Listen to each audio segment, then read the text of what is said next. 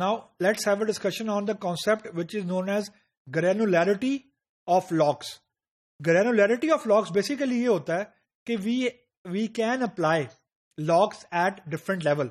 तो किस level के ऊपर जाके हमने log को apply करना है, at what depth we can or we should apply logs is basically granularity. यानी कितना को डिटेल में हम जाके log को apply कर रहे हैं. तो to illustrate this thing, let's see on the screen. I have created a chart.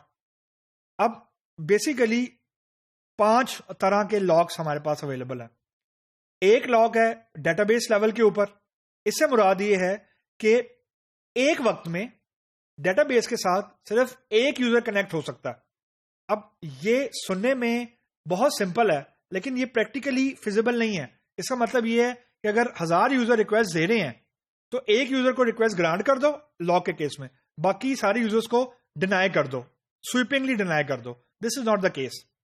ये सिर्फ उस सिचुएशन में फिजिबल है जब हमने कोई मेजर अपडेट करनी है, कोई मेजर सपोर्ट की अपडेट आई है, मतलब हमने डेटाबेस के नए वर्जन पे स्विच करना है, तो उसको हम पे रिस्ट्रिक्ट कर देते हैं कि सिर्फ एक यूजर एक्सेस करेगा ड्यूरिंग दैट अपग्रेड, और जब वो अपग्रेड हो जाएगी तो then the database will be available for other users to access. That is the highest granular level of log. Moving forward, number 2 is file level. File can be a combination of a single table or a part of a single table or multiple table. यानी file को basically हम यूं कह सकते हैं कि एक umbrella है जिसके अंदर एक टेबल भी हो सकता है, एक टेबल का कुछ पार्ट भी हो सकता है, और मल्टीपल टेबल भी हो सकते हैं. तो दिस इज बेसिकली अप्लाई हम उस वक्त करते हैं जब हमने पूरे के पूरे टेबल को अपडेट करना है and we are sure about it. तो ये बेसिकली इतना यूज नहीं होता. The third is table level. ये जो टेबल लेवल का लॉग है, ये इससे मुराद ये है कि अगर आपके डेटाबेस के अंदर फॉर एग्जांपल 100 टेबल्स हैं, तो आपने एक पर्टिकुलर यूजर के लिए एक पर्टिकुलर टेबल को एक्सप्लिसिटली लॉग कर दिए, तो बाकी जो टेबल्स हैं वो अवेलेबल है. Now this is not a database level log जिसमें सारा डेटाबेस ही लॉग हो गए इंक्लूडिंग टेबल, रोज, एवरीथिंग. ये लॉग है जो एक्सप्लिसिट टेबल को लॉग करेगा विद द रोज, यानी वो टेबल अब इनविजिबल हो गया है फॉर अदर यूजर्स, लेकिन बाकी जो टेबल्स हैं अलॉन्ग विद डेटा वो अवेलेबल है. और ये अमूमन हम उस वक्त लगाते हैं जब हमने पूरे का पूरा टेबल इंपैक्ट करना है या कोई संग चीज आ रही है. The next level of lock is row level lock. अच्छा, अब ये जो लेवल का लॉग है ये मोस्ट कॉमनली यूज होता है. रीजन ये बहुत ज्यादा ग्रैनुलर है, यानी इससे इंपैक्ट मिनिमम होता है. फॉर एग्जांपल हमारे पास अगर 10 टेबल हैं और हर टेबल के अंदर 100 रोज हैं, तो हम कोई एक रो जाके ब्लॉक कर रहे हैं, तो हो सकता है बाकी यूजर्स बाकी डिफरेंट रोज को एक्सेस करें.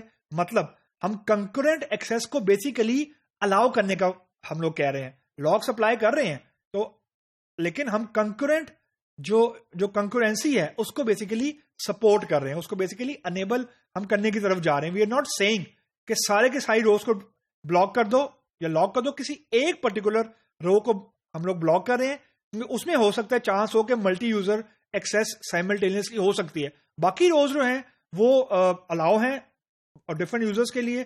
तो अब ये अगली लेवल की है. Last level of lock is column level. अब column level is just like row level. फर्क सिर्फ ये है कि जब हम रो लेवल लॉक अप्लाई करते हैं तो we are actually locking all the values of all the columns in that particular row. लेकिन जब हम कॉलम लेवल लॉक लगाते हैं तो रो लेवल लॉक नहीं होता. वर्टिकल जो है वो बेसिकली सारे का सारा कॉलम लॉक हो जाता है फॉर एनी अदर यूजर. तो ये डिफरेंट लेवल के लॉक्स हैं. The more granular the lock is, there is a more chance के मल्टीपल यूजर एक्सेस ज्यादा इजी होगी, यानी ज्यादा से ज्यादा यूजर्स एक्सेस कर सकेंगे, यानी ज्यादा से ज्यादा यूजर एक्सेस कर सकेंगे डेटाबेस के टेबल को. तो वी अवॉइड या we try to reduce database level lock and we try to increase row level lock, ताकि हम मिनिमम यूजर्स को ब्लॉक करें और मैक्सिमम यूजर्स एक्सेस कर सकें डेटाबेस के टेबल्स को.